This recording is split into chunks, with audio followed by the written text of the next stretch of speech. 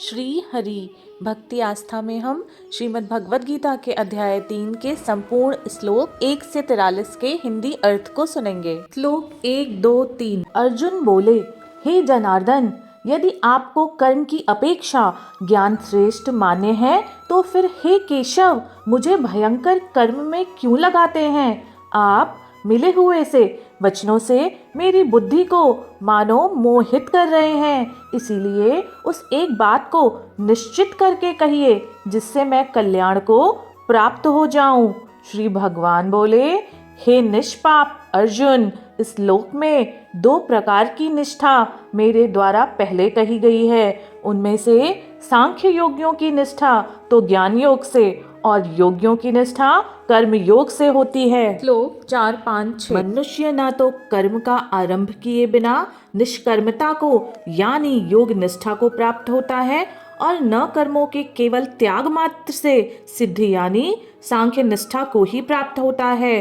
निसंदेह कोई भी मनुष्य किसी भी काल में क्षण मात्र भी बिना कर्म किए नहीं रहता, क्योंकि सारा मनुष्य समुदाय प्रकृति जनित गुणों द्वारा परवश हुआ कर्म करने के लिए बाध्य किया जाता है। जो बूढ़ बुद्धि मनुष्य समस्त इंद्रियों को हठपूर्वक ऊपर से रोककर मन से उन इंद्रियों के विषय का चिंतन करता रहता है, वह मिथ्याचारी अर्थात दंभी कहा जाता है। श्लोक 7, 8, 9। किंतु हे अर्जुन, जो पुरुष मन से इंद्रियों को वश में करके अनासक्त हुआ समस्त इंद्रियों द्वारा कर्मयोग का आचरण करता है वही श्रेष्ठ है। तो शास्त्र विहित कर्तव्य कर्म कर, क्योंकि कर्म न करने की अपेक्षा कर्म करना श्रेष्ठ है तथा कर्म न करने से तेरा शरीर निर्वाह भी नहीं सिद्ध होगा।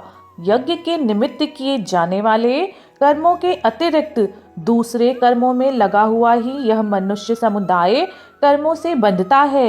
इसीलिए हे अर्जुन, तू आसक्ति से रहित होकर उस यज्ञ के निमित्त ही भली भांति कर्तव्य कर्म कर। श्लोक 10, 11, 12। प्रजापति ब्रह्मा ने कल्प के आदि में यज्ञ सहित प्रजाओं को रचकर उनसे कहा कि तुम लोग इस यज्ञ के द्वारा वृद्धि को प्राप्त हो और यह यज्ञ तुम लोगों को इच्छित भोग प्रदान करने वाला हो। तुम लोग इस यज्ञ के द्वारा देवताओं को उन्नत करो और वे देवता तुम लोगों को उन्नत करें। इस प्रकार निस्वार्थ भाव से एक दूसरे को उन्नत करते हुए तुम लोग परम कल्याण को प्राप्त हो जाओगे। यज्ञ के द्वारा बढ़ाए हुए देवता तुम लोगों को बिना मांगे ही इच्छित भोग निश्चय ही देते रहेंगे। इस प्रकार उन देवताओं के द्वारा दिए हुए भोगों को जो पुरुष बिना दिए स्वयं भोगता है वह चोर ही है। श्लोक 13, 14। यज्ञ से बचे हुए अन्न को खाने वाले श्रेष्ठ पुरुष सब पापों से मुक्त हो जाते हैं और जो पापी लोग अपना शरीर पोषण करने के लिए ही अन्न पकाते हैं वे तो पाप को ही खाते हैं। संपूर्ण प्राणी अन्न से उत्पन्न होते हैं। अन्न की उत्पत्ति वृष्टि से होती है, वृष्टि यज्ञ से होती है और यज्ञ विहित कर्मों से उत्पन्न होने वाला है। श्लोक 15, 16, 17। भगवान बोले, कर्म समुदाय को तू वेद से उत्पन्न और वेद को अविनाशी परमात्मा से उत्पन्न हुआ जान। इससे सिद्ध होता है कि सर्वव्यापी परम अक्षर परमात्मा सदा ही यज्ञ में प्रतिष्ठित है। हे पार्थ, जो पुरुष इस लोक में इस प्रकार परंपरा से विचलित शिष्ट चक्र के अनुकूल नहीं बरतता अर्थात अपने कर्तव्य का पालन नहीं करता, वह इंद्रियों के द्वारा भोग में रमण करने वाला पापायु पुरुष व्यर्थ ही जीता है। परंतु जो मनुष्य आत्मा में ही रमण करने वाला और आत्मा में ही तृप्त तथा आत्मा में ही संतुष्ट हो, उसके लिए कोई कर्तव्य नहीं है। श्लोक 18, 19, 20। उस महापुरुष का इस विश्व में न तो कर्म करने से कोई प्रयोजन रहता है और न कर्मों के करने का ही कोई प्रयोजन रहता है तथा संपूर्ण प्राणियों में भी इसका किंचित मात्र भी स्वार्थ का कोई संबंध नहीं रहता। इसीलिए तू निरंतर आसक्ति से रहित होकर सदा कर्तव्य कर्म को भली भांति करता रहे, क्योंकि आसक्ति से रहित होकर कर्म करता हुआ मनुष्य परमात्मा को प्राप्त हो जाता है। जनक आदि ज्ञानी जन भी आसक्ति रहित कर्म द्वारा ही परम सिद्धि को प्राप्त हुए थे। इसीलिए तथा लोक संग्रह को देखते हुए भी तू कर्म करने के ही योग्य है, अर्थात तुझे कर्म करना ही उचित है। श्लोक 21, 22, 23। श्रेष्ठ पुरुष जो जो आचरण करता है, अन्य पुरुष भी वैसा वैसा ही आचरण करते हैं। वह जो कुछ प्रमाण कर देता है, वह समस्त मनुष्य समुदाय उसी के अनुसार बरतने लग जाता है। श्री भगवान बोले, हे अर्जुन, मुझे इन तीनों लोकों में न तो कुछ कर्तव्य है और न कोई भी प्राप्त करने योग्य वस्तु अप्राप्त है, तो भी मैं कर्म ही बरतता हूँ। क्योंकि हे पार्थ, यदि कदाचित मैं सावधान होकर कर्मों में न बरतूं तो बड़ा हानि हो जाए, क्योंकि मनुष्य सब प्रकार से मेरे ही मार्ग का अनुसरण करते हैं। श्लोक 24, 25, 26। इसीलिए यदि मैं कर्म ना करूं तो ये सब मनुष्य नष्ट भ्रष्ट हो जाएं और मैं संकर्ता का करने वाला हूँ तथा इस समस्त प्रजा को नष्ट करने वाला बनूं। हे भारत, कर्म में आसक्त हुए अज्ञानी जन जिस प्रकार कर्म करते हैं, आसक्ति रहित विद्वान भी लोक संग्रह करना चाहता हुआ उसी प्रकार कर्म करे। परमात्मा के स्वरूप में अटल स्थित हुए ज्ञानी पुरुष को चाहिए कि वह शास्त्र विहित कर्मों में आसक्ति वाले अज्ञानियों की बुद्धि में भ्रम अर्थात कर्मों में अश्रद्धा उत्पन्न न करे, किंतु स्वयं शास्त्र विहित समस्त कर्म भली भांति करता हुआ उनसे भी वैसा ही करवावे। श्लोक 27, 28। वास्तव में संपूर्ण कर्म सब प्रकार के प्रकृति के गुणों द्वारा किए जाते हैं, तो भी जिसका अंतःकरण अहंकार से मोहित हो रहा है, ऐसे अज्ञानी मैं करता हूँ ऐसा मानता है।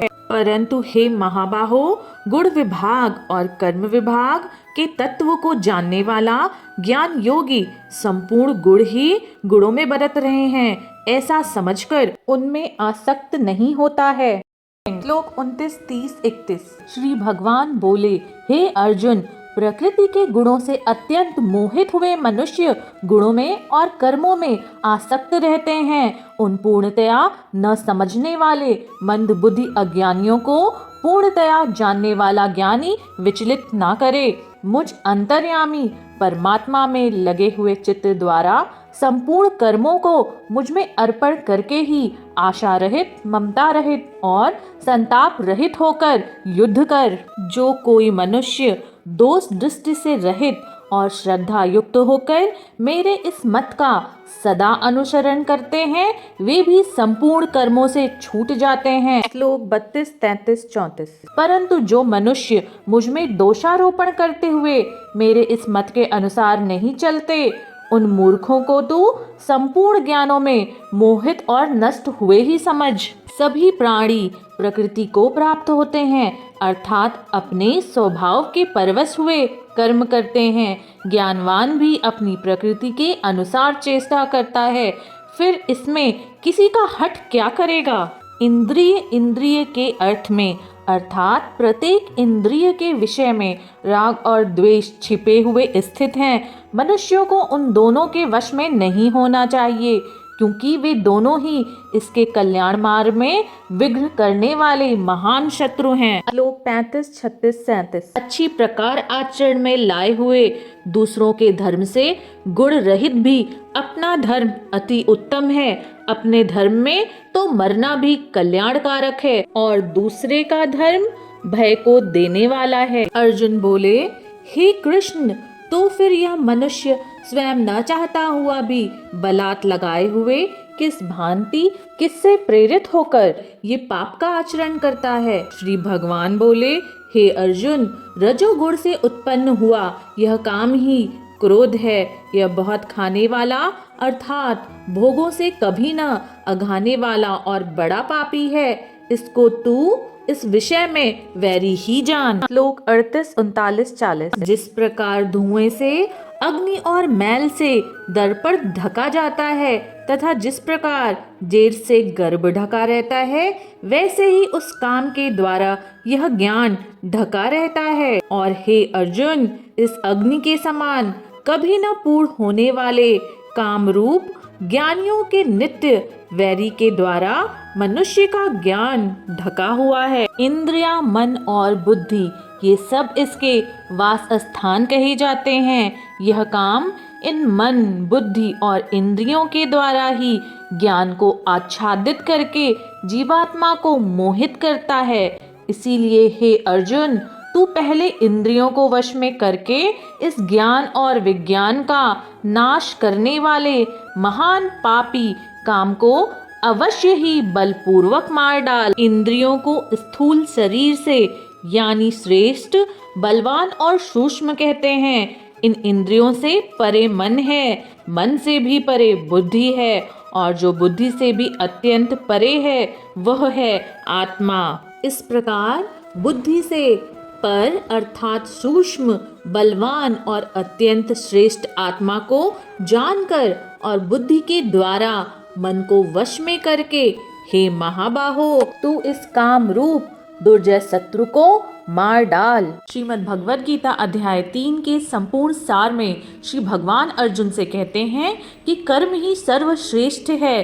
परिस्थितियां कैसी भी हों, अपने मन को मोह, ममता, अहंकार और डर से बाहर निकालकर कर्म करना ही सर्वदा उचित है। परंतु फिर भी अर्जुन कहते हैं कि यदि ज्ञान श्रेष्ठ है तो आप मुझे कर्म में क्यों लगा रहे हैं। परंतु श्री भगवान समझाते हैं, जीव बिना कर्म किए उसके जीवन की सद्गति कभी भी संभव नहीं है। श्री भगवान अर्जुन को यह भी समझाते हैं कि इंद्रियों और मन के वश में आकर के कर्म को न करने का आचरण कभी भी ना करो, क्योंकि कर्म नहीं करने से जीव आत्मा जिस शरीर में है उस शरीर का भी निर्वाह इस जीव काल में सिद्ध नहीं माना जाएगा। इसीलिए मन को पूरी तरह से आशाओं और भावनाओं से हटाकर सिर्फ कर्म पे केंद्रित करना चाहिए और जीवन के संपूर्ण कर्म को पूरा करना ही प्रत्येक जीवात्मा का कर्तव्य और धर्म है। सिद्ध से सिद्ध योगी, संत और महात्मा भक्त जन भी कर्मों की पूर्ति किए बिना इस जीवात्मा से मुक्ति नहीं पा सकते।